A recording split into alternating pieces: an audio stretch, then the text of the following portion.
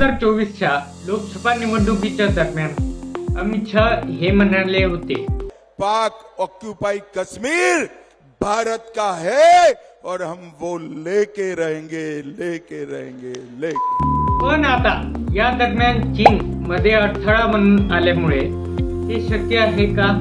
हा video editorial सिरीजचा 4था episode आहे। या एपिसोड मध्ये आपण याबाबत आणि त्यामध्ये चीन कसा अडथळा आणत आहे हे जाणून घेणार आहोत। सर्वांना नमस्कार, मी विशाल राहते आणि तुम्ही पाहतात रिपोर्ट्स विथ विशाल।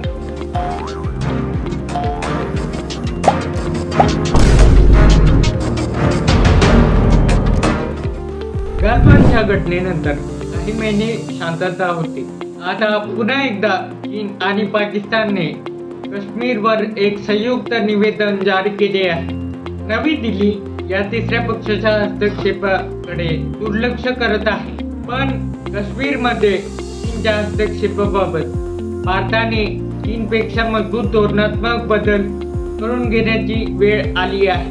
पाकिस्तानचे काश्मीर प्रतिप्रेम हे तर समजल्या जाऊ शकते आणि तो कोणत्याही क्षणी हाताळल्या जाऊ शकतो। वन चायना पॉलिसी याला भारताने स्वीकारलेले आहे। त्याला रद्द करणे हा चीनला विरोध करण्याचा प्रभावी मार्ग आहे। पाकिस्तानशी सामना करण्यासाठी आणि संयुक्त काश्मीरचे भारत संघात एकीकरण करण्यासाठी नवी दिल्लीने काश्मीरवर एक चिकटीचा दावा केला पाहिजे। वन चायना पॉलिसीच्या अंतर्गत चीन आपल्या जवळील छोट्या देशांना आपलाच भाग मानतो।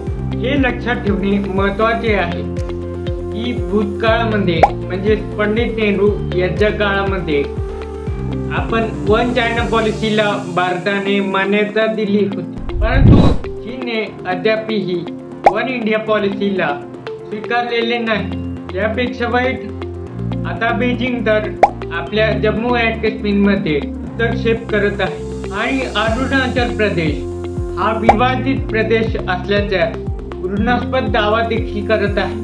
तसेच पीओके जम्मू अँड काश्मीर आणि अरुणाचल प्रदेश यांना स्टेपल्ड व्हिसा जारी करणे, लडाखू आणि LAC हे जवान पाठवून सीमेवर चकमक करत राहणे याने तो भारताच्या अखंडतेवर अवहेलना करत असतो। पाकिस्तानला लष्करी आणि आर्थिक दृष्टीने आणि आंतरराष्ट्रीय व्यासपीठांवर चीनने केलेल्या मदतीचा अर्थ आहे तो पाकिस्तानच्या भारतासोबतच्या फरकाचा फायदा उठवतो आणि भारताला एक प्रादेशिक शक्ती बनण्यापासून रोखतो। दुसरीकडे तैवान हा भारतासोबत व्यवसाय करून जागतिक आर्थिक व तांत्रिक शक्ती म्हणून समोर आला आहे।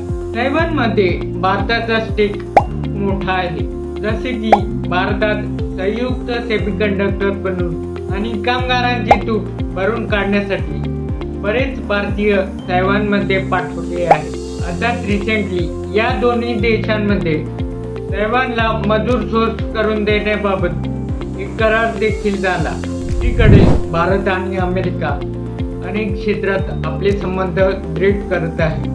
वॉशिंग्टन DC हे भारताच्या मदतीने चीनचा या प्रदेशात वाढता प्रभाव आणि आक्रमकतेचा प्रतिकार करण्यासाठी हे करत आहे।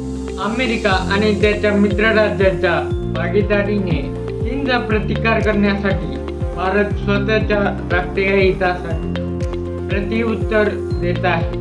तैवानच्या स्वातंत्र्याचे रक्षण करण्यासाठी अमेरिका हा वचनबद्ध आहे। त्यामुळे नवी दिल्लीने आपल्या वन चायना पॉलिसीला पुनर्विचार करण्याची गरज आहे। दुसरीकडे अमेरिका भारताला कर्ज देऊ शकतो आणि चीनच्या तुलनेत अधिक सौदेबाजीची ते दाखवू शकतो। भारताला सध्या चीनच्या शेजारच्या देशांमध्ये संबंध स्थापित करण्यात आणि आर्थिक शक्ती म्हणून विकसित करण्यापासून कोणी रोखू शकत नाही। नवी दिल्लीने पीओकेवर आपला हक्क जाहीर करण्याचा आपला हेतू जगापुढे मांडला पाहिजे। या मागणीने काश्मीरवरील पाकिस्तानचा गडगडाट कमी होईल आणि त्यांना काही मुस्लिम देशांकडून मिळणारी सहानुभूती ही देखील हिरावून घेतली जाईल। चीन आणि पाकिस्तानचा दुरा यापुढे दुर्लक्षित किंवा कमी समजता येणार नाही।